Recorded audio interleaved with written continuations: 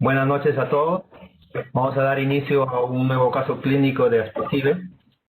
El doctor Carlos Bueno nos va a presentar un caso clínico y agradecer la presencia del doctor Cauti, Daniel Cauti y del doctor Pedro Bazán. El doctor Cari más adelante va a hacer las presentaciones.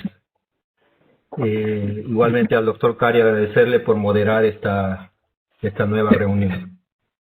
Buenas noches a todos. Esta noche tenemos una nueva edición, digamos, de la presentación de casos clínicos que regularmente ASPECIBE ha estado presentando gran parte de este año. Estamos gustosos de poder presentar en esta oportunidad. Y bueno, primero quiero agradecer de todas maneras la deferencia que han tenido con mi persona para hacer la moderación de esta presentación. Tengo el honor de presentar al doctor Carlos Bueno. Él es cirujano de columna, actualmente es director de INCOL y presidente del capítulo AC de columna de la Sociedad Peruana de Traumatología. Doctor Carlos Bueno, bienvenido. Y le doy el pase para que usted mismo haga la presentación de nuestros dignos panelistas el día de hoy que tenemos presente. Por favor, doctor Bueno. Buenas noches con todos. En primer lugar, agradecer la invitación que ha tenido para con nosotros.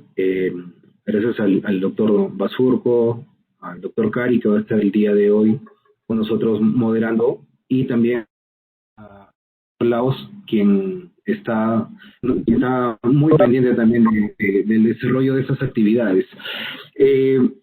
Les presento al doctor Bazán. El doctor es ortopedista, traumatólogo, cirujano de columna.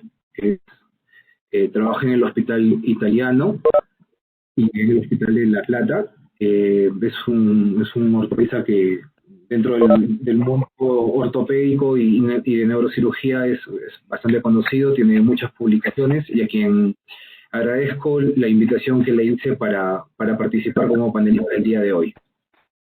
Asimismo, tenemos también la presencia del doctor Cauti, que también tomó bien aceptar mi invitación. Él es traumatólogo, trabaja en el Hospital Rebagliati y trabaja en la Clínica Internacional. Así que gracias a ambos por participar de este evento, y también a todos los asistentes que nos han visto. El día de hoy les traigo un caso clínico, que es de una fractura toracolumbar. Se trata de una paciente mujer, es de ingeniería civil, una caída de aproximadamente 1 metro de altura. Ella estaba sobre un techo liviano y sufrió una caída. Esto ocurrió el 1 de octubre del 2017. La paciente, esto sucedió en Trujillo. La paciente vive más o menos a unos 45 minutos del centro de la ciudad. Ella fue auxiliada por bomberos, quienes llegaron 1 hora después del accidente y la conducen a una clínica privada. Dentro del reporte de los bomberos indican que la paciente se encontraba en el cúbito dorsal obligado, refería no sentir miembros inferiores y tampoco poder moverlos. Asimismo, dolor a nivel de la región dorso-lumbar intenso. Es evaluada al llegar a esta clínica, la que vamos a denominar Clínica 1, es evaluada 2 horas después del accidente. Le indican una tomografía de columna dorso-lumbar sin contraste, en las cuales llegamos a evidenciar estas imágenes. No comento aún la parte lógica porque parte del mensaje tiene que ver mucho con el tiempo, y eso. Entonces, pues estoy dejando esta evaluación para después de las imágenes, que es el momento en el que la veo. Entonces, estas imágenes se obtuvieron dentro de las 2 primeras horas, ¿no?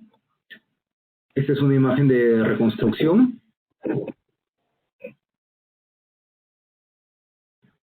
Vemos las imágenes sagitales.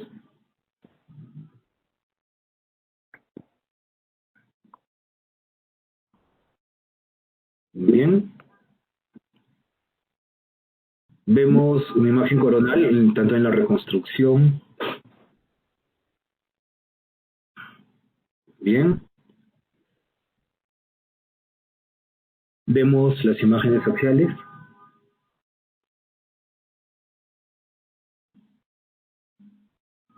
Entonces, vemos acá un conjunto de las tres imágenes, las tomas más importantes de la coronal y la axial y las imágenes sagittales.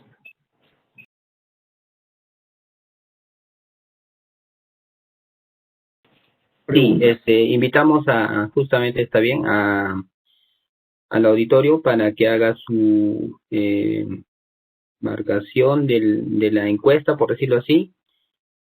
Tiene un tiempo de 1 minuto, por favor, a todos para que puedan marcar. Una de las preguntas es cómo se clasificaría esta fractura, ¿no? La alternativa C, creo que no hay que tomarlo en cuenta. Básicamente si es diferenciada entre A3 y A4, ¿no? Correcto. La segunda es si consideran todos o si consideramos necesariamente el uso de resonancia magnética. Y la tercera, o si es o no necesario un tratamiento quirúrgico.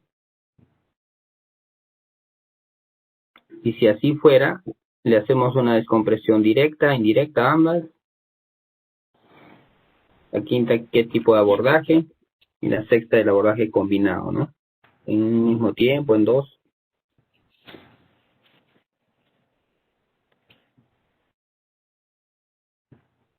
Bien.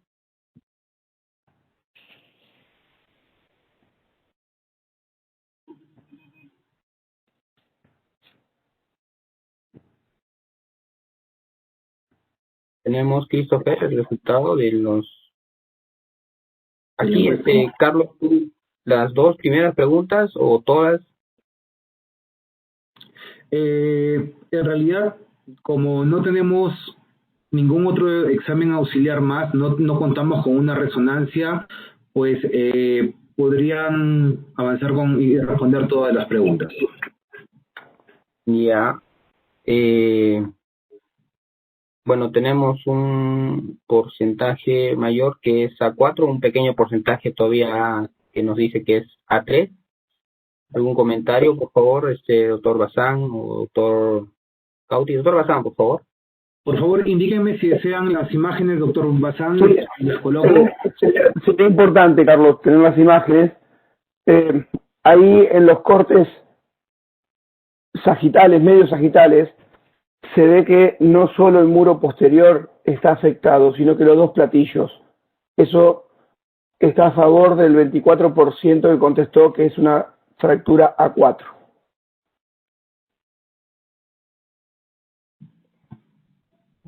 Entonces, vamos. Sí, doctor Carlos. Perfecto, esa fue la primera pregunta. En relación a la segunda, ¿tenemos el resultado de la segunda pregunta? Sí, por favor, Christopher. El 21%, el 21% dijo que no requiere resonancia, el 14% que sí, y la gran mayoría, el 66%, dijo que no respondió, perdón. Ya. ¿Podríamos hacer un nuevo sondeo de esa pregunta o se lanzan las 6 de nuevo? Y yo creo que ahí con ese resultado hay algunos que dicen que, bueno, me parece que 1/3, ¿no? De que no requiere resonancia y, mejor dicho, 1/3 que requiere resonancia y otros 2/3, digamos, que de los que han respondido, ¿no? Que sí. Excelente. Doctor Bazán, ¿desea responder esto ahora o con su ponencia? No, está bien. La resonancia, si nos basamos pura y exclusivamente en la clasificación AO, en la clasificación AO es tomográfica. Y el grupo AO dijo que el único estudio a tener en cuenta es la tomografía, salvo que haya signos indirectos que obliga a colocar un modificador 1, que es la duda del compromiso ligamentario posterior. En este caso, no tenemos un aumento del espacio interespinoso, entre las vértebras en cuestión. Así que uno podría suponer que el complejo ligamentario posterior está indemne, pero siempre algo que le digo a mis residentes y a mis fellows es que evalúen el fragmento. Lástima que no tengo yo para marcar, no van a ver mi marcador, pero si vemos en la imagen del medio, en la fila medial, la segunda o la tercera columna, hay que prestarle atención al fragmento superior, el que está más hacia el canal, para que se ubiquen, pues no puedo marcar yo. Lo estoy marcando, doctor. Ese. ¿Lo puede visualizar? No visualizo por eso, en la fila 2, columna C, o si tuviésemos una planilla de cálculo, si Doctor, nos fijamos, ¿puede volver a cargar su presentación para que puedan visualizar la dinámica de su diapositiva? Bueno. si nos fijamos, Dejo de compartir. Ahí pueden ver. miren, yo voy explicando. Si nos fijamos en ese fragmento tiene una cortical, que es el platillo de la vértebra, y el muro posterior, que es menos intenso. Hay que prestar atención a ese fragmento. Si lo más intenso, que es la cortical del platillo, está invertido, está hacia inferior, quiere decir que ese fragmento rotó, y quiere decir que la energía del trauma fue tanto que no solo hizo la fractura ósea, sino que lesionó hasta el ligamento vertebral común posterior. ¿Sí? Eso es un signo indirecto. Si nos fijamos en este fragmento tiene una inclinación que no supera los 40 grados. Eso me hace suponer que no hay una lesión ligamentaria. Por eso estoy a favor del 21% que no requiere la resonancia. Esa Una pequeña... en forma teórica. Sí, perdón. Disculpa, Pedro. Bueno, primero para agradecer, estoy muy honrado por la invitación de ASPECIBE. Creo que no hay duda, ¿no?, de que esta es una fractura tipo A4, porque hay compromiso de los dos platillos y de la pared posterior. Y teniendo en cuenta esto, de que es un A4, que es la mayoría de las controversias en el manejo, son la mayoría de los casos que se van a discutir. No hay discusión prácticamente, de hecho no lo hay en la fractura tipo C, en la mayoría de las tipo B, y en estas A4, de hecho que sí. Entonces se pronostica, por decir así, que va a haber una disparidad de tipos de bordaje, momentos, implantes, longitudes, etcétera. Eso en cuanto a lo primero. Lo segundo es, ciertamente en los protocolos modernos, muchas veces los pacientes traumatizados con lesión de columna de frente van a tomografía, y ya por protocolo. Pero quería acotar acá que a veces se extrañan las radiografías simples, porque es la única manera de evaluar bien el grado de cifosis, ¿no? Porque el paciente, sobre todo si llega caminando o está sentado, porque la evaluación del trastorno del balance sagital en el tomógrafo en realidad no es el grado de cifosis real. Simplemente eso. Correcto, pero acá también hay que acotar de que, sin embargo, para las medidas que se toman tanto de cifosis local como cifosis regional, se toma se toma como marcador a la tomografía, ¿cierto, doctor Bazán? Sí, es cierto, pero que lo que dice Daniel no está errado. Exacto, así es. Por eso, a ver, si uno tiene un valor de cifosis en la tomografía que nos hace pensar en un tratamiento quirúrgico, no cabe duda, hay que operar. Muchas veces la posición en decúbito del paciente en el tomógrafo hace que se reduzca la cifosis, que se reduzca algunos deslizamientos. Ahora bien, por eso, si vamos a tratar en forma no quirúrgica, rápidamente tenemos que hacer una radiografía con el paciente de pie. y hasta ese momento no terminamos de corroborar que el paciente no necesita el tratamiento quirúrgico. Porque a veces en la tomografía, como la verdad es cierto lo que Daniel dice, y son las cosas que estamos sufriendo siempre que uno usa un algoritmo de estudio, podemos dejar muchas cosas afuera. Y con la radiografía del paciente de pie, si el paciente no tiene un déficit, es importante para ver la cifosis. Pero bueno, por eso, si vamos a tratar en forma quirúrgica, tanto no importa, pero si vamos a tratar en forma no quirúrgica, una vez colocado el corset, antes de la semana, una radiografía de pie. Si hay una diferencia muy grande entre la tomografía y esa radiografía, sabemos que va a fracasar.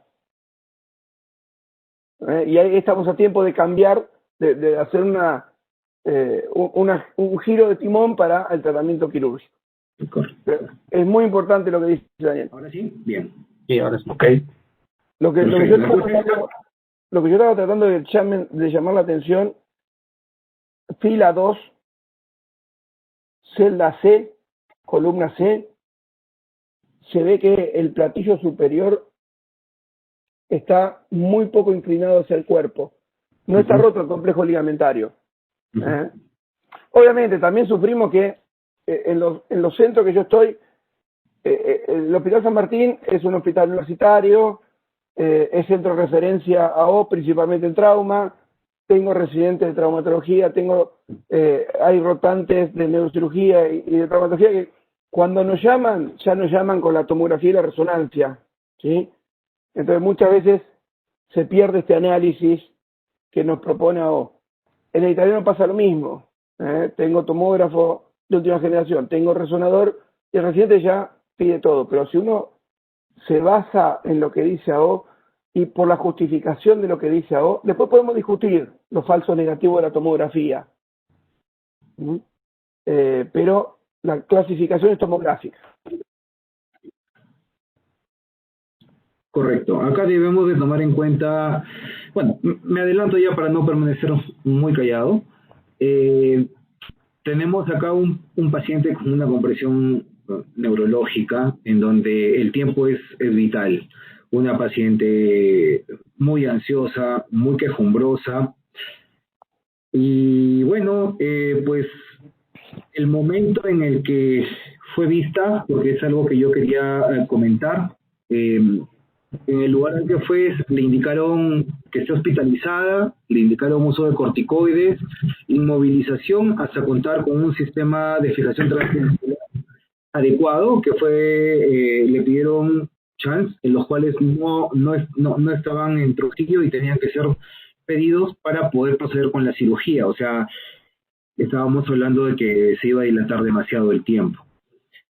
Los familiares llegaron con estas imágenes que ustedes han visto, llegaron al lugar donde laboro y tras apreciar la tomografía se propuso la cirugía, pero solamente con la segunda opinión que buscaban los familiares. 2 horas después, casi a las 8 horas, es que la paciente ingresa, donde realmente puedo evaluarla, y encuentro un nivel sensitivo de 12, encuentro un Asia B. Entonces, con 8 horas, solicitarle una resonancia cuando particularmente me impresionaba por los motivos que ya explicó el doctor Bazán, el tema de ser la parte posterior indemne tanto del ligamento vertebral como un posterior como la banda. Entonces es que se planteó el tratamiento quirúrgico.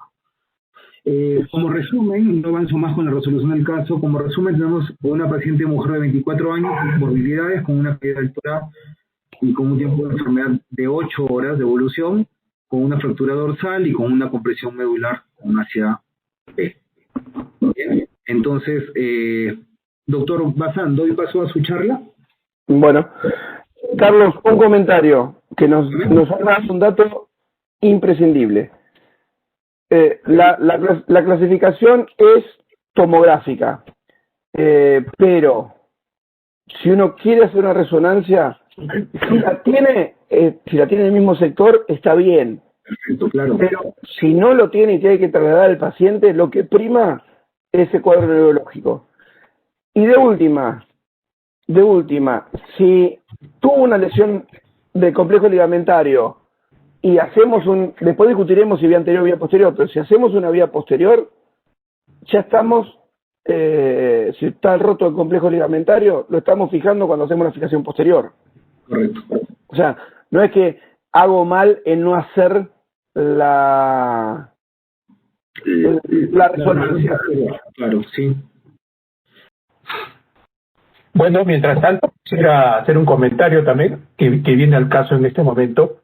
Paciente joven con compromiso neurológico parcial, tengo entendido que tiene ACAB, ¿no? Debe tener por lo menos función esfinteriana.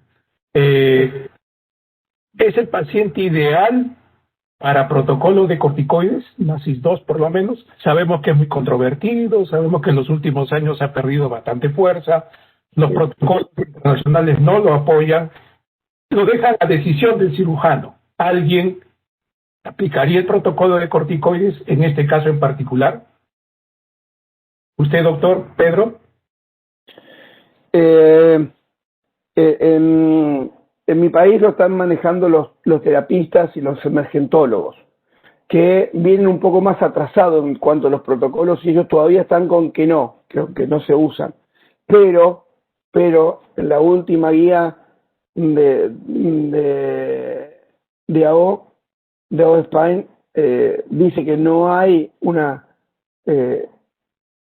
determinación importante, pero que debe quedar a cargo del cirujano, obviamente, en los casos parciales severos y moderados, o sea, hacia B y C, y antes de las 8 horas de ocurrido el trauma. Entonces, quizás si en la actualidad tiene alguna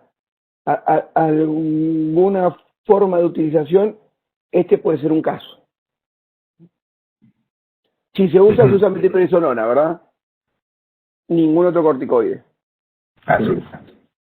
Creo que en los nazis, el 1 y el 2 principalmente, el conflicto de interés que tiene es lo que peor le hizo al trabajo.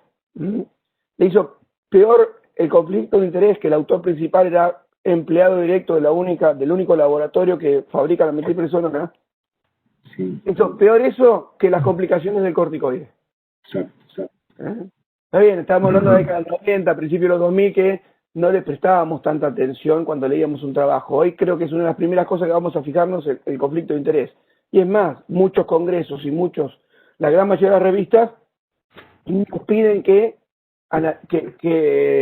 digamos nuestro conflicto de interés. Pero creo que lo peor que le hizo a los estudios nazis fue eso. Muy bien. Bueno, en primer lugar, quiero agradecer al comité organizador de la Asociación Peruana de Cirugía Vertebral, a los organizadores de esta actividad virtual y en especial a Carlos por la invitación. Es un honor para mí compartir este momento con todos ustedes.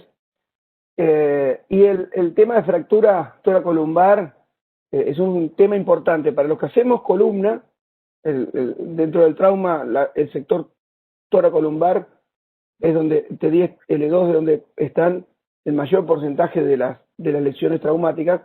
Es muy importante para el traumatólogo general, para el neurocirujano general, es muy importante tenerlo en cuenta. Y aparte, porque es un sector que está muy ungido en las controversias.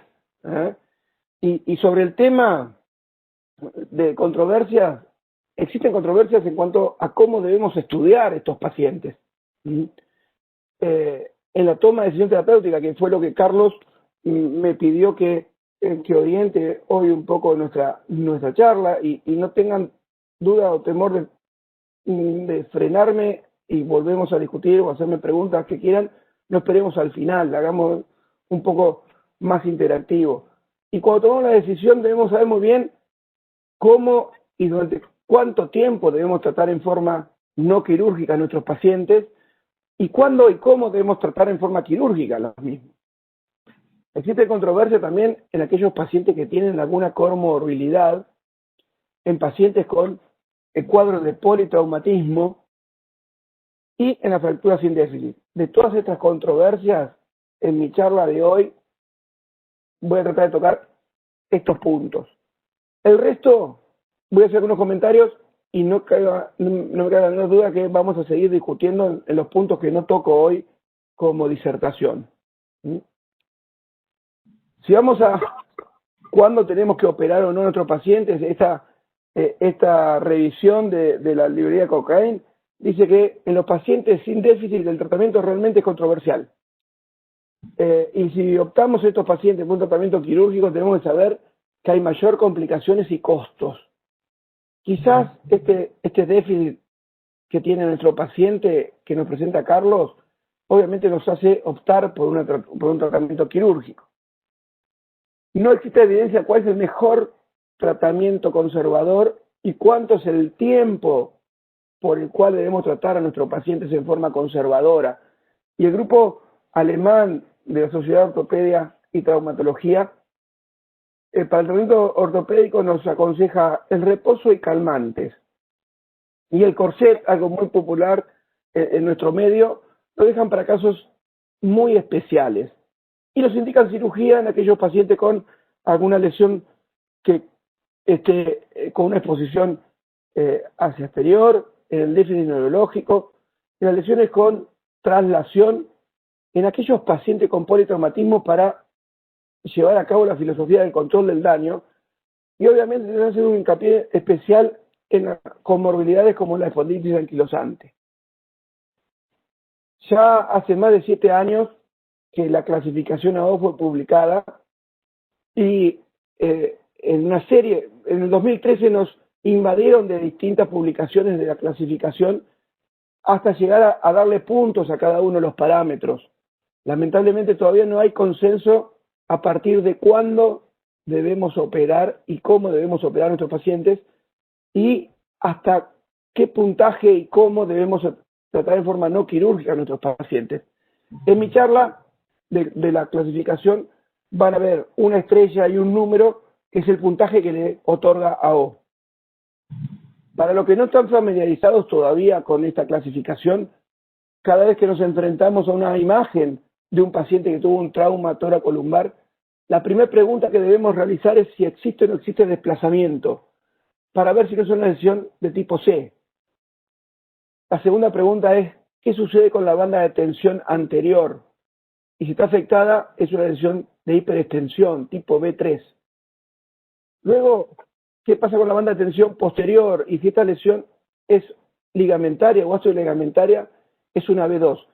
Es muy importante, primero, tratar de definir estos 3 patrones, porque hasta aquí la lesión está comprometiendo un segmento móvil, está comprometiendo la relación entre 2 vértebras. Y su tratamiento no se discute, el tratamiento siempre es quirúrgico.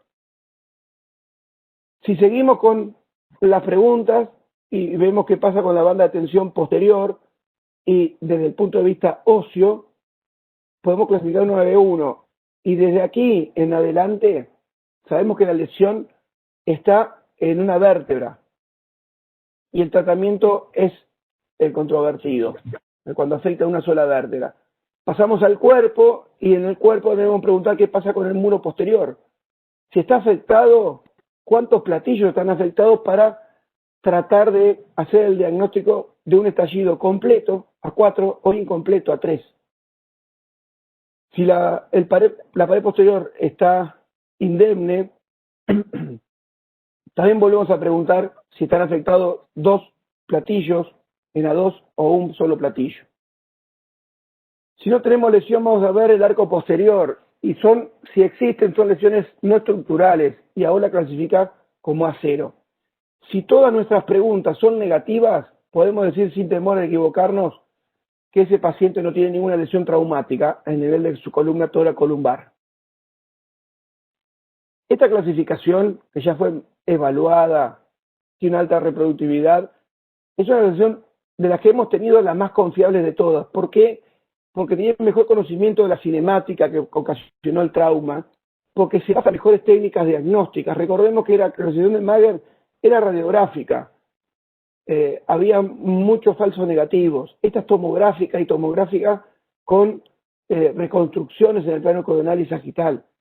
Es menos factible serias lesiones que pasen desapercibidas, aunque la resonancia nos puede mostrar edema del hueso, lesiones del platillo o lesiones discales, además de lo que siempre queremos ir a ver, que son las lesiones ligamentarias. También está basada con mejores técnicas quirúrgicas, pero tienen una debilidad todavía, que son las fracturas A3 y A4, los estallidos, como recién decía Daniel, y los pacientes ancianos, donde no hay consenso en el diagnóstico y tratamiento. Ahora bien, desde hace un tiempo estoy proponiendo que no dejemos la clasificación AO de columna toracolumbar, pero para disminuir las debilidades que tiene, asociemos con los modificadores que nos están proponiendo la Asociación de Ortopedia y Traumatología Alemana, y la usamos juntos. Hagamos una fusión de estas dos clasificaciones. Entonces, vamos a ver que el grupo alemán nos da 4 modificadores. El primer modificador nos va a buscar un desorden en la alineación. En el plano coronal va a buscar si tenemos una escoliosis mayor o menor de 10 grados. Recordemos el caso de Carlos.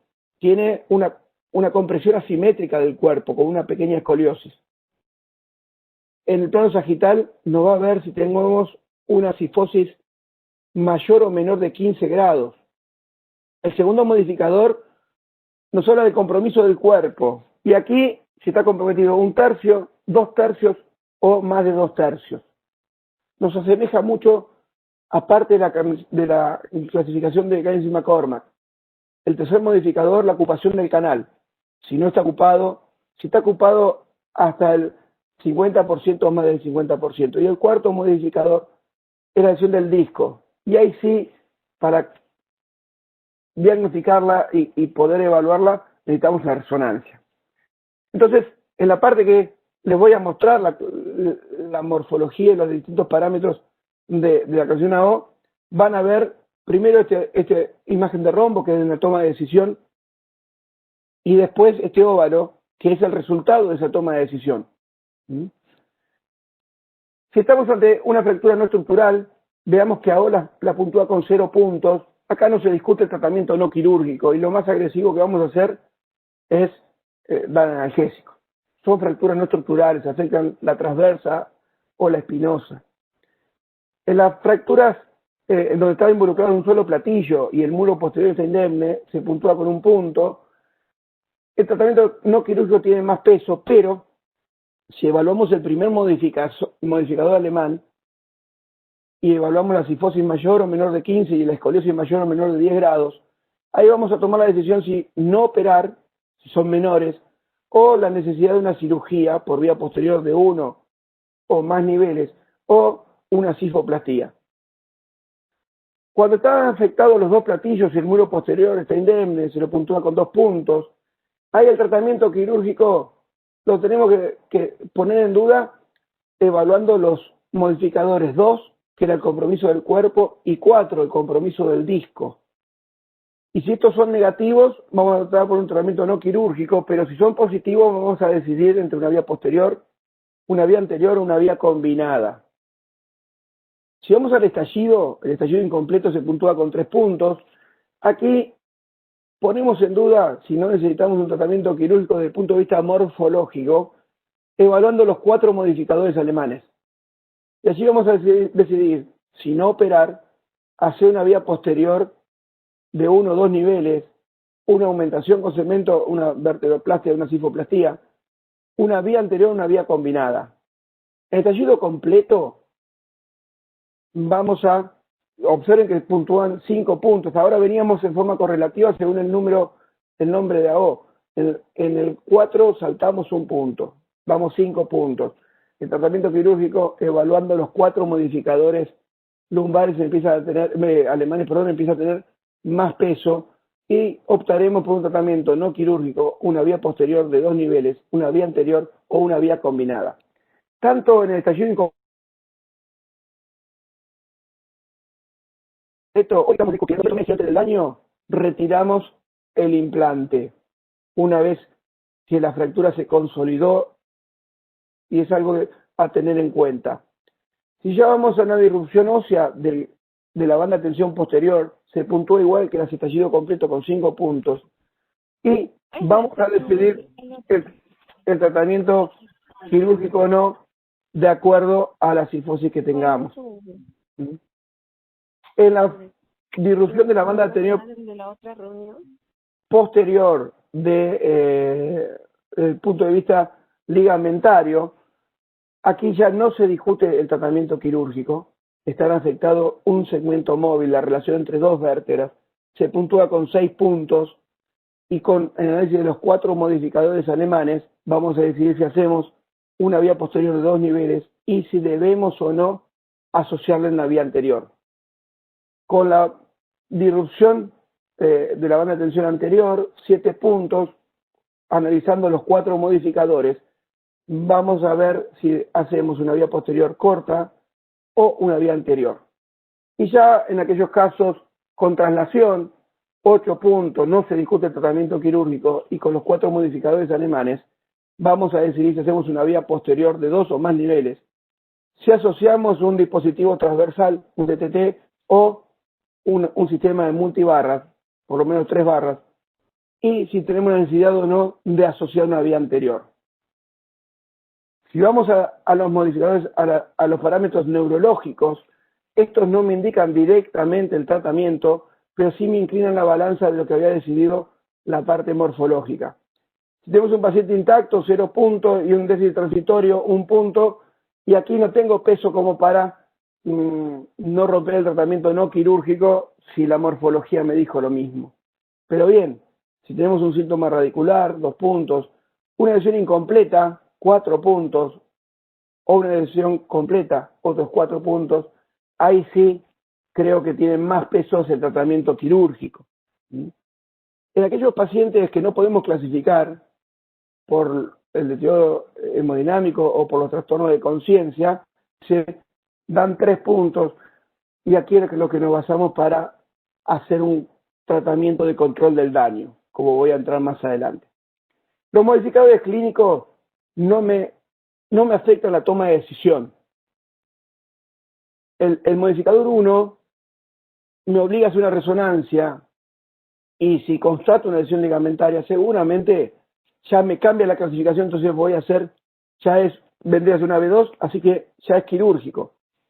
Pero si no constato la lesión ligamentaria, sigo con la decisión morfológica.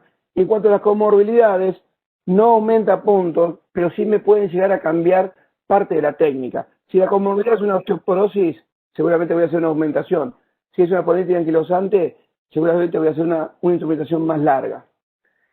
Cosas que están en discusión actual, que no son nuevas, que es la aumentación de las fracturas no osteoporóticas, de las fracturas traumáticas. Observen que, si bien estamos discutiendo mucho en estos momentos, ya empezó la discusión hace 15 años, en donde se empezó a utilizar, y hay estudios que analizaron el polimetilmetacrilato versus el cemento de calcio bifosfato, siendo mejor este último.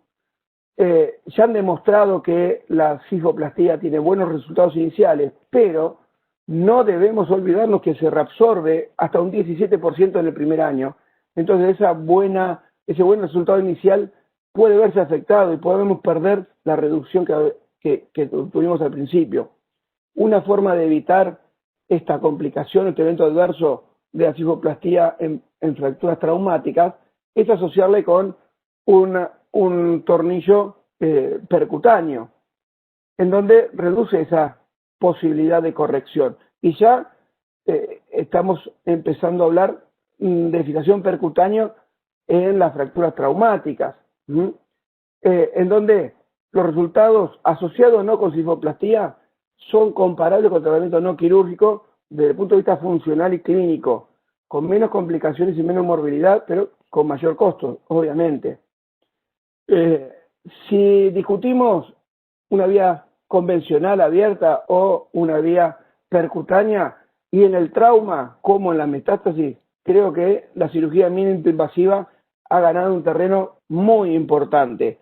Y es una práctica que cada vez está evolucionando más. Y si vamos a esta revisión del grupo EFOR, en los pacientes neurológicamente intactos, ellos soportan una fijación percutánea hasta una B1, desde la 1 a la B1, aunque cada vez hay más autores que están prolongando esta indicación hasta la B2. El problema se lleva a cabo cuando hay más de una vértebra comprometida, y acá la resonancia quizás tiene un papel fundamental porque nos muestra fracturas vertebrales asociadas que, si son continuas, nos obligan quizás a ampliar nuestra fijación, pero si son no continuas y vamos a tratarlo en forma quirúrgica y aumentamos los resultados, aumentamos los riesgos de infecciones y empeoramos los resultados postoperatorios. Por eso los autores, y hay muchos autores que en la asociación de fracturas no continuas, fracturas vertebrales no continuas, lo que trata de hacer de minimizar los niveles de fijación quirúrgica y optar por un tratamiento no quirúrgico de las fracturas que pueden ser tratadas de esa forma. Si vamos a comparar anterior versus posterior, sabemos que la vía anterior es la que nos da mejor descompresión directa del contenido raquídeo, pero que si la hacemos en forma aguda quizás tengamos más mortalidad. Pero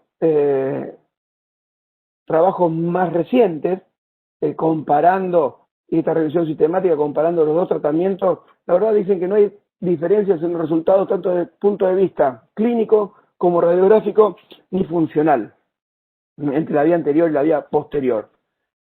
Con respecto al momento de la cirugía, y en animales es muy claro, antes de las 3 horas se dan buenos resultados según varios ya trabajos con animales ya clásicos.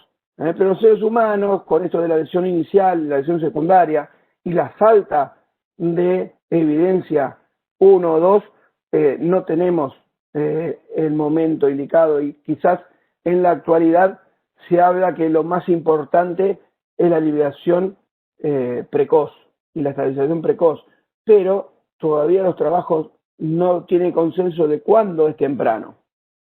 Con respecto al momento, no hay dudas que el paciente con politraumatismo, el control del daño es efectivo, y me tomo unos minutos para hacer hincapié en esto, que ya llevamos 11 años en el tema, en donde el grupo ATLS, con 2 trabajos iniciales que sugiero que lo lean, nos habla del tratamiento quirúrgico de las fracturas vertebrales en pacientes politraumatizados. Los autores comparan 3 opciones de tratamiento distintos. Uno, hacer un tratamiento definitivo luego de las 32 horas. El segundo tratamiento, hacer un tratamiento definitivo antes de las primeras 24 horas. Y el tercero es hacer lo que ellos llaman control del daño. El primer tratamiento, hacer el tardío, y tiene la ventaja que podemos programar el mejor cirujano, el mejor quirófano, el mejor implante. La desventaja que aumentamos la carga antigénica del politrauma, obligamos a que el paciente permanezca más en cama, que no se pueda movilizar, y al no movilizarlo, que aparezcan complicaciones asociadas con los decúbitos, escalas, tromboembolismos pulmonares, otras complicaciones respiratorias.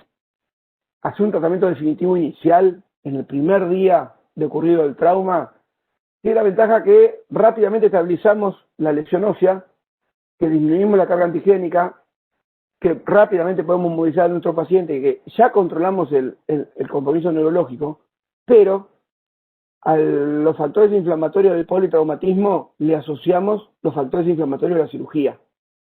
Puede haber mayor pérdida sanguínea, puede ser que el paciente tenga una resucitación dificultosa, y pueden aparecer la hipotermia, la acidosis metabólica y la coagulopatía, que todos sabemos que es la llamada tríada mortal, que puede ocasionar una falla multiorgánica que lleve a la muerte de nuestros pacientes. Y que además se asocia con una alta tasa de sepsis, que también puede llegar a la muerte de nuestro paciente. Entonces, la tercera opción es la de control del daño, que es tratar de llevar lo que se hace en huesos largos o en la pelvis del paciente politraumatizado, que ingresa y se estabiliza con un tutor,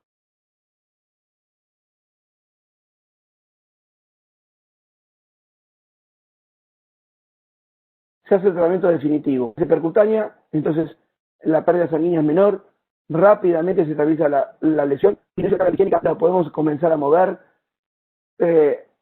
Hay un bajo deterioro neurológico, pero la desventaja que puede requerir una segunda cirugía. Si no lo hacemos, el material puede fracasar.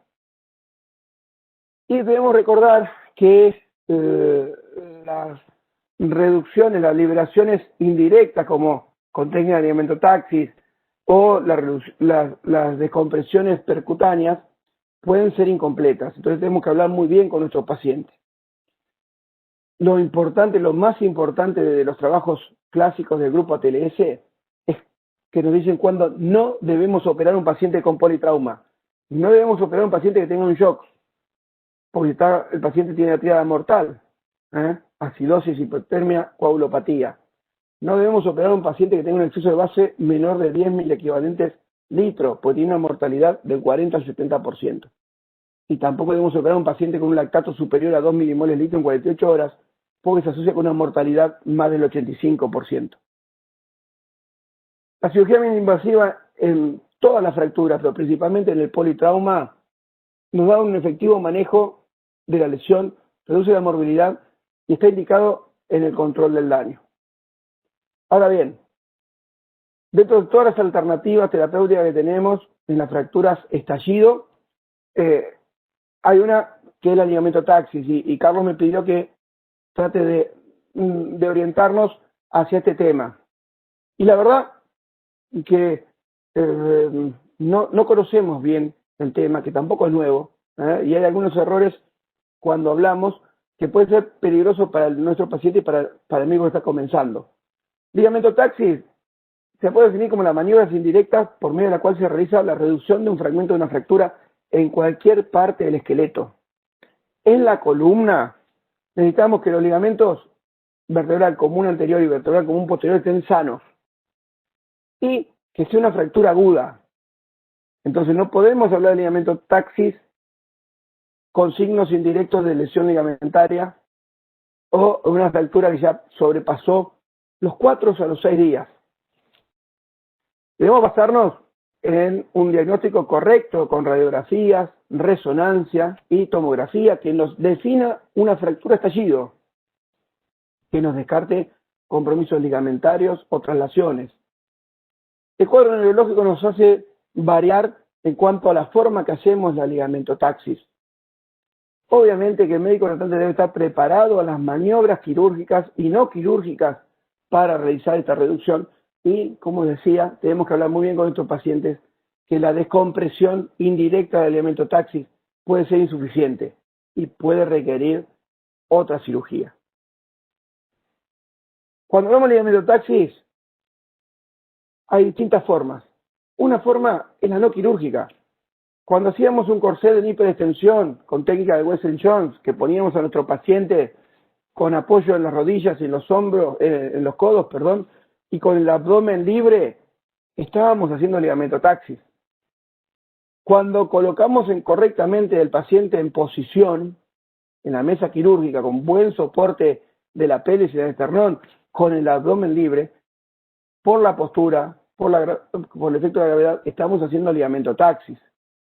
Ahora, si vamos a la forma quirúrgica, la forma correcta y definida de hacer ligamentotaxis es utilizando un sistema con chance.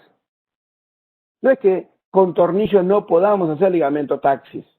En realidad, lo que hace la ligamentotaxis es la posición, no el tornillo pedicular, que tiene menos resistencia. Un error frecuente, que creo que es por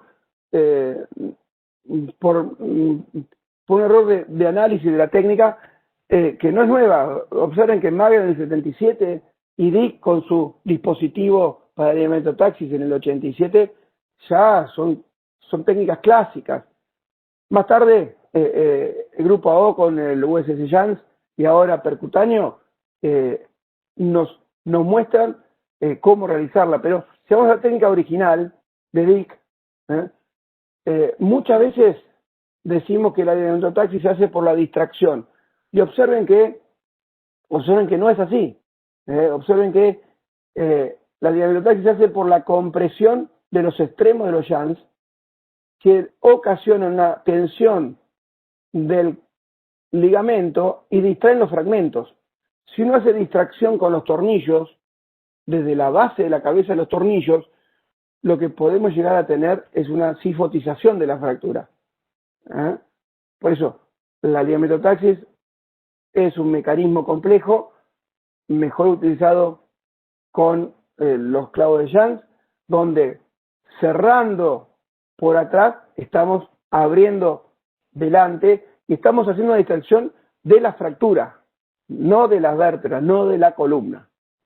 Eso creo que es fundamental para entender cómo se lleva a cabo la técnica de diametrotaxis. Y para eso tenemos que tener algunas consideraciones.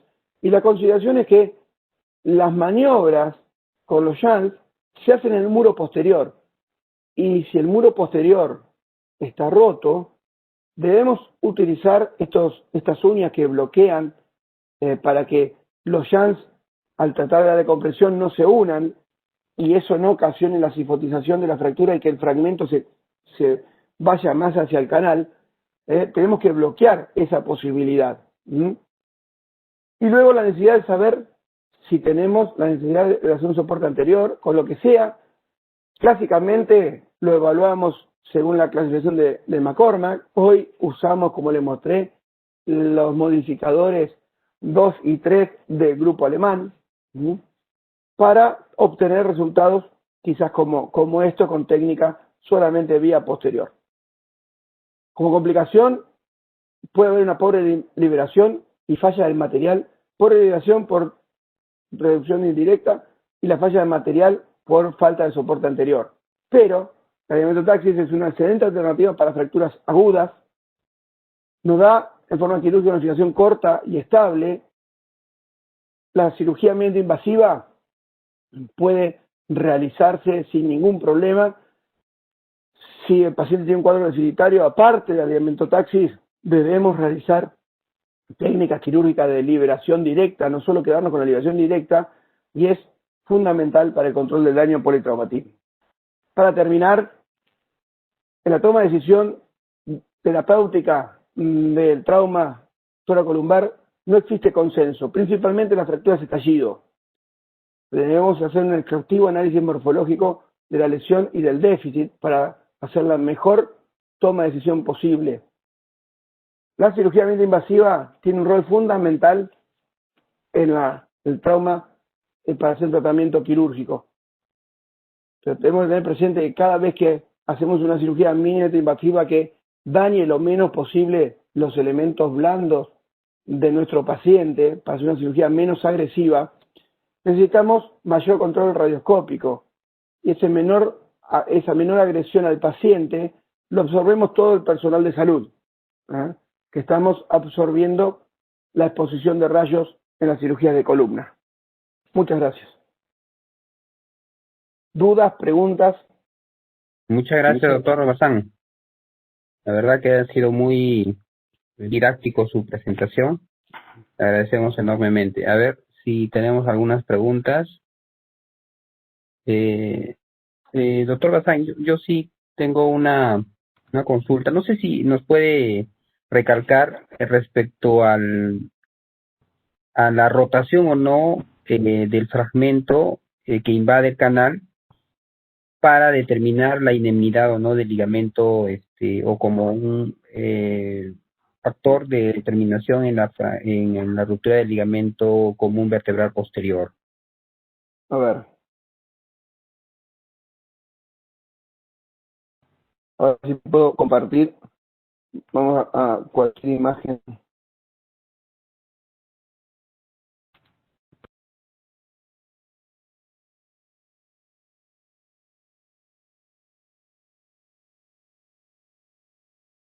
Veamos aquí. Si yo tengo lo que me tengo que fijar es ese fragmento.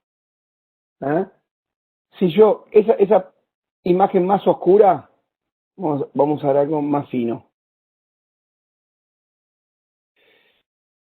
Esa imagen hipointensa que yo estoy marcando ahí, ¿la ven? Ese es el platillo lateral superior, ¿sí? Sí, la vemos. Si esa imagen, en vez de estar ahí, y acá podemos ver la resonancia que el complejo ligamentario está indemne, si esa imagen más intensa, más hipointensa, la tengo acá, o la tengo aquí, con seguridad el complejo ligamentario está roto.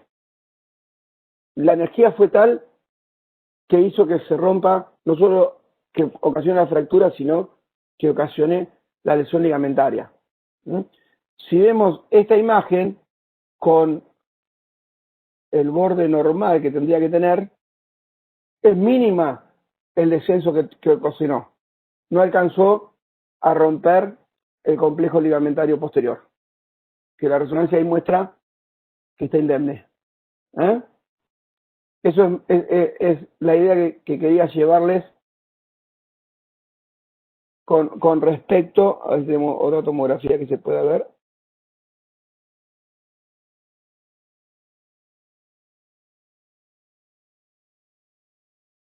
Observen, el platillo está ahí. Acá se ve muy chico. No lo alcanzo, claro, doctor. no lo alcanzo a ver. A ver una B2. Bueno, acá tenemos este aumento del espacio. No invirtió tanto el platillo. Pero aquí este fragmento no está cóncavo como debería estar. Se invirtió también. Observemos que tenemos cortical acá. Son signos indirectos que el fragmento rotó demasiado. Si rotó es porque está roto el complejo ligamentario. No sé si pude aclarar un poco más. Sí, bastante bien, doctor. Son signos indirectos. Correcto, igual nos inducen a pensar de que sea así. Obviamente, si es que se puede tener la resonancia, ideal, pero si es que el tiempo no lo permite, pues tampoco retrasar el tratamiento de descompresión. Eso es fundamental. Si nosotros vamos a demorar un día en hacer una resonancia, 6 horas más de la que ya llevamos en hacer una resonancia, y la decisión es quirúrgica, insisto, no me cambia tanto tampoco. Doctor, en la actualidad, para aclarar sobre todo en este concepto que muchas veces todavía aún lo estamos viendo en algunos otros centros, el de hacer una laminectomía descompresiva en un paciente que tiene un traumatismo vértebromedular. No tienen para hacer la fijación, digamos, o para hacer la instrumentación, pero se hace con el afán de liberar la médula o las raíces, hacer una laminectomía. ¿Qué opina al respecto? La única indicación de hacer una liberación única es en un paciente que ingresa indemne y empieza a perder función motora. Se hace un deterioro progresivo neurológico, es el único momento que se puede aceptar en parte, pero debe ir seguido con una inmovilización externa para después hacer la fijación quirúrgica. O sea, saben que en nuestro continente es frecuente que hay una demora importante de la provisión de los implantes. Pero si el paciente ya está estable neurológicamente, estamos agregando una inestabilidad mecánica que puede empeorar el compromiso neurológico. Y la cifosis que nos va a dar residual después va a ser una cirugía mucho más compleja. Entonces, si el paciente tiene un cuadro neurológico, está estable, aunque sea deficitario, hay que tratar de operarlo en forma completa. Obviamente, si me tengo que si me tengo que tardar un mes y tengo que derivar al paciente, pero no por una liberación a medianoche para quedarme tranquilo que liberé la médula, le voy a dejar una instalación. Nosotros no lo hacemos. Y hemos peleado mucho al principio de nuestro hospital con nuestros amigos neurocirujanos que tenían muy esto de ir a liberar. Total, después los traumatólogos lo van a fijar. No, hay que hacer todo de una. Por suerte, ya hace varios años que tenemos en el hospital público un banco de implantes que, si tengo necesidad de operar al paciente rápidamente, es lo que demora en conseguir un quirófano y que estén estériles las cajas. Pero no lo hacemos, no estamos de acuerdo en liberar solamente. Doctor Bazán, no se línea el fuego. Bueno, doctor Bazán, una consultita. Mire, usted habló del tema del ligamento taxis y habló sobre los chans, ¿no? Los monoaxiales. Claro, eso es lo ideal. Sin embargo, ¿hay algún otro tipo de tornillo que también me puede hacer ligamento taxis aparte del chans? Los monoaxiales, pero no hacer fijación corta, porque no lo soportan. Correcto. Tenemos que ser larga. Pero igual. ¿Los poliaxiales? Es que el poliaxial se vence la fuerza en la poliaxialidad. Y si vamos a pensar, los percutáneos son poliaxiales. Y hacemos, sí, pero en realidad, en ese caso, lo que nos da la ligamento taxis es la posición del paciente en la cama quirúrgica. Correcto. Si yo tengo un buen soporte de apelio, un buen soporte de esternón y dejo el abdomen libre, que pasamos la mano por debajo del abdomen, esa hiperextensión de la columna me logra el ligamento taxis. Y, hay una pregunta similar en el chat que justo los saluda el doctor Antero Caballero, al doctor Pedro, y los felicita por su presentación. Y justo hace también esa pregunta, ¿no? Si se puede hacer ligamento taxis vertebral con tornillos pediculares, ¿de qué forma? Esa es la pregunta del doctor Antero Caballero. Bueno, insisto, si vamos filosóficamente a ligamento taxis, con tornillo lo estamos haciendo por la posición en la cama. Si yo distraigo la cabeza de los tornillos, corro riesgo de sifotizar la vértebra. Y ahí voy a tener más problemas. Entonces, la posición de la cama y darle una buena curva a la barra, eso me logra más el ligamento taxis que jugar con la cabeza de los tornillos. Con los tornillos, darle un buen vendeado a las barras. Ok. Doctor, quisiera avanzar con una parte de la ponencia porque hay algo de esto que se viene y algo de literatura para discutir. Adelante, doctor Carlos. Entonces, nos quedamos, visto que hay 2, 3 amigos que recién se han unido, entonces, en resumen, teníamos en el caso de una paciente mujer de 24 años sin comorbilidad, con un tiempo de evolución de 8 horas, con una compresión medular con ACAB. Esas son las imágenes. Bueno, ya fue clasificada, es una fractura A4. Había tomado en consideración también lo que mencionó el doctor Bazán, que indirectamente la distancia interespinosa pues no es significativa. Por lo tanto, se considera que la banda de tensión posterior está indemne, no hay retracción del fragmento y vemos que no hay una alineación en el eje coronal con un ángulo de Cobb que fue medido que, si mal no recuerdo, es 17 grados, más adelante lo vamos a ver. Entonces, recordar acá algunos conceptos de lo que hablaba el doctor Pauti inicialmente, ¿no? Inicialmente se aplicaban para las radiografías algunos datos importantes, como la altura vertebral anterior, la altura vertebral posterior, la cifosis local y la cifosis regional. Esto fue aplicándose posteriormente para las tomografías, bien, en las que, bueno, se podían ver la evolución de hiposoperatoria. Particularmente, ya que estamos hablando de este caso, operé a un paciente, acá está la fecha del 10 de agosto del 2017, quien tuvo una fractura en L2, tuvo sí una cifosis que estaba rondando los 15, 16 grados a ese nivel, así que hice una fijación corta con tornillo poliaxial, pero después de un año en el control, me envié esta radiografía, la cual no evolucionó, no progresó esta pérdida de corrección que había inicialmente, que probablemente fue por el tema de la cama, como bien lo menciona el doctor Bazán. Sin embargo, miren esta pérdida de la corrección. ¿Sí la pueden apreciar? Sí, sí. Bien, entonces esa fue la pérdida que tuvo al año. En este caso en particular, tenemos una paciente con una altura vertebral de 22 milímetros en la parte anterior, en la parte posterior de 25, con un ángulo cifótico local de 6 grados y un regional de 14. Entonces, dentro de esto,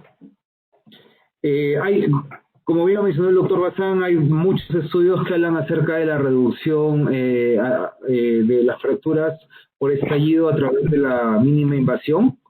Y este estudio, que es del 2019, pues justo compara las cirugías que fueron realizadas de manera mínimamente invasiva usando los tornillos monoaxiales percutáneos y también los tornillos poliaxiales de manera percutánea.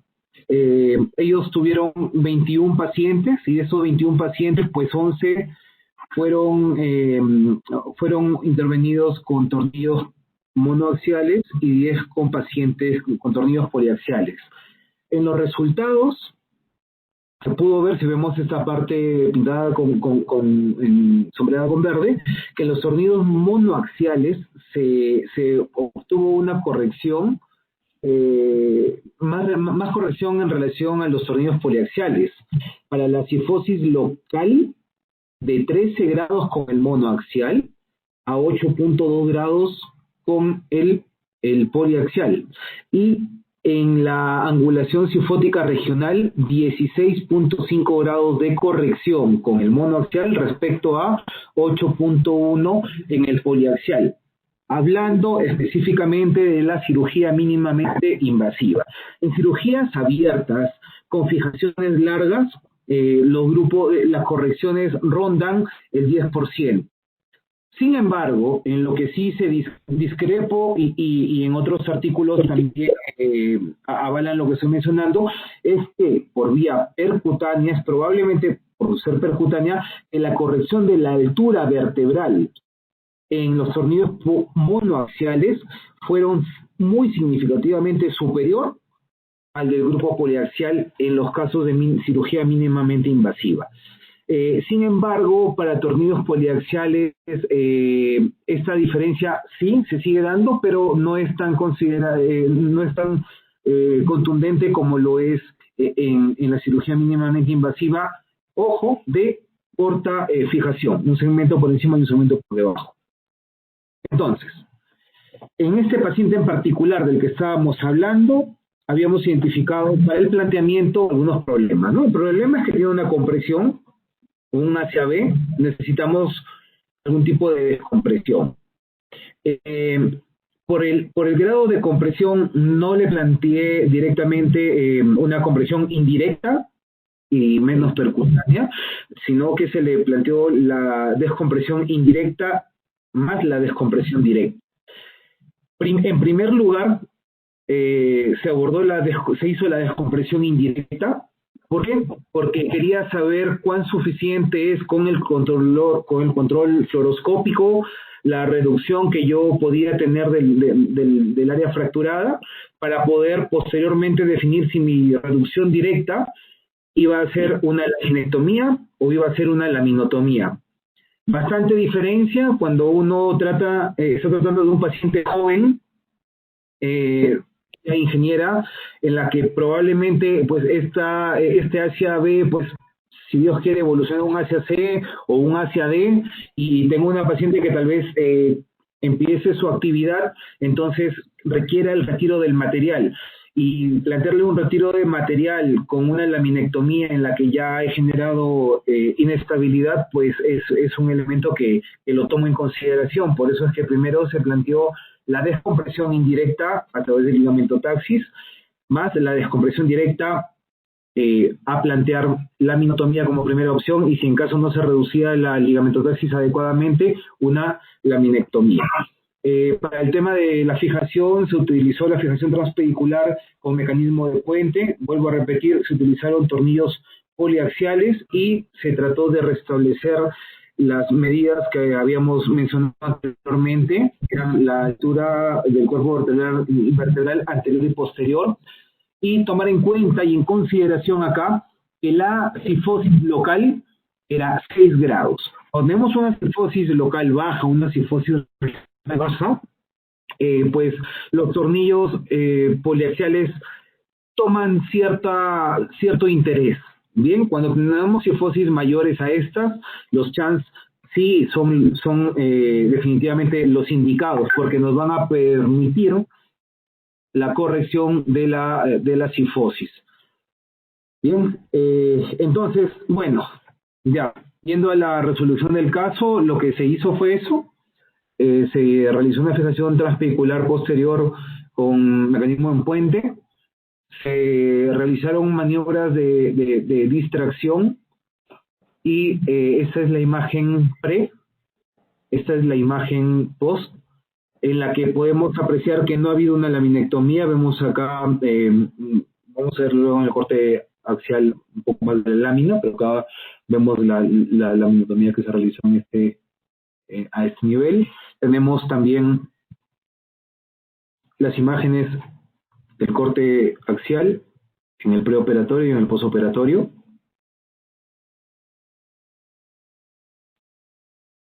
Se pudo corregir el eje coronal, los 17 grados se llegaron a corregir. Algo de imagen de reconstrucción. Estas imágenes que están viendo ustedes son tomografías que se realizaron a la semana del posoperatorio. Esa es la reconstrucción del posoperatorio a la semana. Bien, luego esa paciente, recordemos que fue operada en el 2017, llega el 12 de diciembre del 2018 con una resonancia, ya con 1 año 2 meses de posoperatorio se le obtiene la resonancia, y esta es la resonancia resultado. Bien. Esa es la resonancia en el corte sagital.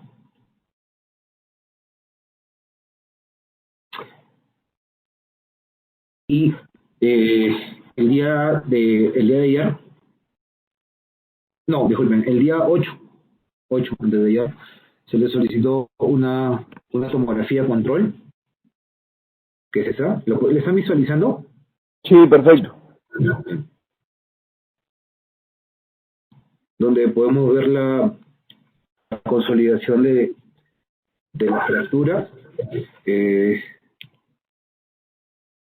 Esa es la axial. No tengo el video del axial. Un segundo, no tengo el video del axial. Esta es una reconstrucción 3D. Ahí está la fecha, 8 de diciembre.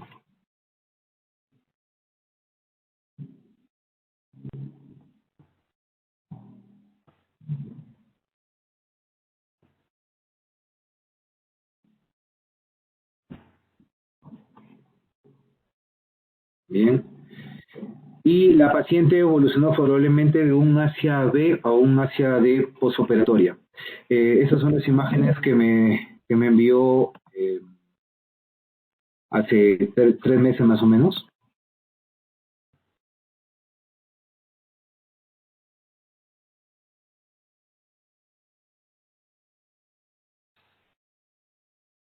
Y bueno, agregar al comentario que ya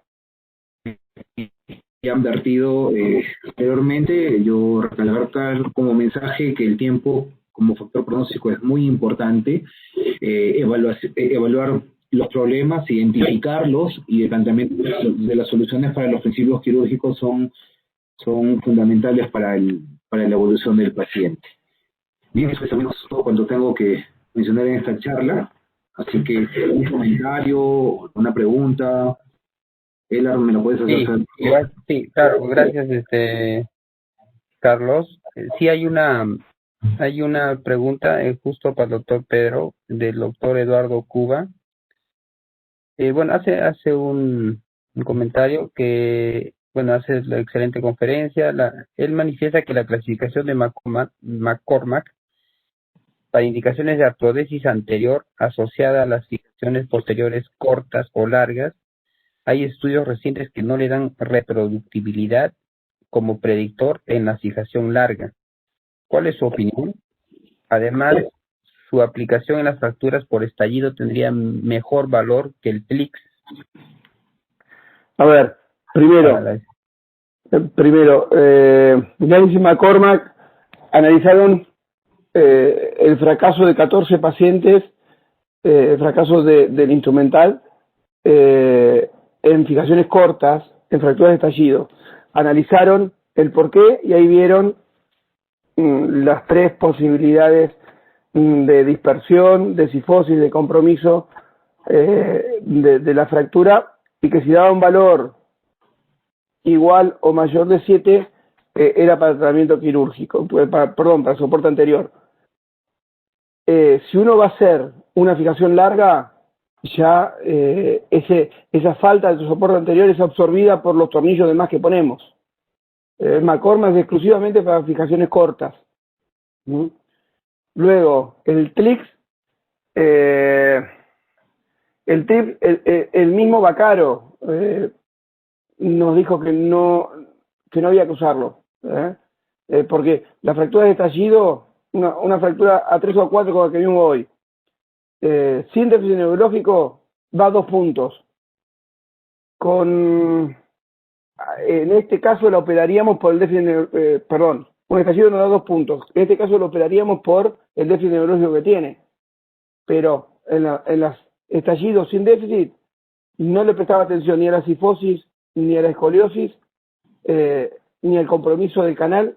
Así que el TRIX, si bien es una clasificación más reproducible y que le ayuda más al médico en formación que la antigua clasificación de McCormack, que la antigua clasificación de Mager, hoy día la nueva clasificación AO con los modificadores alemanes creo que nos da un mejor soporte para la toma de decisión.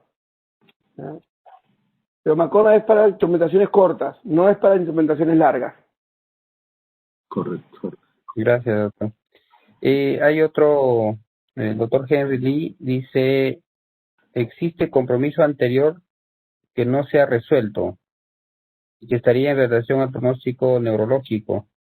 Me gustaría, podríamos darle acceso al micrófono porque no entiendo, bueno, no comprendo la pregunta. Me gustaría que me pueda especificar cuál es el compromiso anterior. Bueno, ¿entiendes algo, Cari, de esto? No exactamente. Creo que fue en el caso ejemplo que pusiste, que se había reabsorbido parte de la columna anterior. Correcto. Sí. No, creo que no es con el caso de discusión, sino como en el ejemplo que pusiste de una fijación corta. Me parece correcto. que ahí... Sí, ya. Me parece que también. Doctor Bazán, está Francisco Salinas, un amigo que está acá en Arequipa, yo he venido acá de turista a Arequipa. ¿Quiere saber su opinión en relación a la fijación corta con la posibilidad de instrumentar vértebra fracturada en caso de pedículos indemnes? Me parece que también me pregunta a mí, bueno, eso aumenta mucho el tema del sostén, ¿no? Pero a ver si puede darle algún tipo de comentario en relación a esto. Sí, obviamente que no era para el caso que nos presentaste hoy. Correcto, él habla en general, ¿no? En general, pero siempre en una fractura que tengo los pedículos indemnes, y por lo menos instrumento un pedículo de la vértebra fracturada, ¿no? Si es una fractura que tenga un buen soporte anterior, puedo llegar a instrumentar los dos, pero en aquella que me quedan dudas si no se va a tener riesgo de colapso, instrumento uno solo. ¿Por qué? Porque si veo en el seguimiento que empieza a perder cierta corrección, con una lumbotomía mediante invasiva, le hago el soporte anterior. Si tengo los dos tornillos no lo puedo hacer, entonces ya dejo la puerta abierta, así tengo que hacer una vía lateral, ya no tengo que tocar la instrumentación posterior. Lo uso mucho, sí, claro. Lo uso hasta en las A2. ¿Ah? Teniendo cuidado de no empujar más el fragmento anterior, ¿verdad? Pero si puedo, lo uso siempre, sí. En este caso, Carlos, no me fijé bien si el lado derecho del cuerpo estaba relativamente indemne. Sí, correcto. El pedículo. Parece que el pedículo se veía bien. Sí, entonces quizá en tu caso, forzando un poquito, podríamos poner un tornillo en el lado derecho, pero corto, obviamente, no empujar más los fragmentos y obviamente no entrar en un terreno de fragmentos múltiples que no en realidad también hay un porqué. Lo pensé durante la cirugía, pero estábamos hablando de una paciente que no iba a reincorporarse a la bipedestación inmediatamente. Bueno, yo la verdad no lo planifiqué desde un inicio el colocar el tornillo, pero sí es válida la aclaración y podía haberse instrumentado también, incluido ese pedículo. Y ojo que obviamente no va a dar un soporte anterior. La intención es reforzar la fuerza anti-pull-out. Esa es en todo caso la indicación principal de un tornillo a ese nivel. Correcto. Francisco también pregunta si en el caso de instrumentar la vértebra fracturada, ¿hacen instrumentación largo? ¿Se podría fijar menos segmentos? Bueno, respondo. Obviamente sí, se pueden fijar menos segmentos porque, como te mencionaba, aumenta el sostén a ese nivel, ¿no? Doctor Cauti, ¿usted instrumentaría, cuando instrumenta o tiene la posibilidad de acceder al pedículo de la vértebra fracturada, eso le permite también fijar menos segmentos? Sí, obviamente, ¿no? Sobre todo en casos de gran conminución o gran diastasis entre los fragmentos de la columna anterior, hay que tratar de reforzar atrás con una fijación más larga o con una mayor cantidad de tornillos. También se estila poner por vía transpedicular, en lo posible, injerto, ¿no? Idealmente injerto autólogo, que también puede ser al injerto, por vía transpedicular. Y eso, digamos, refuerza un poquito más de manera indirecta desde atrás, transpedicular, el déficit de la columna anterior.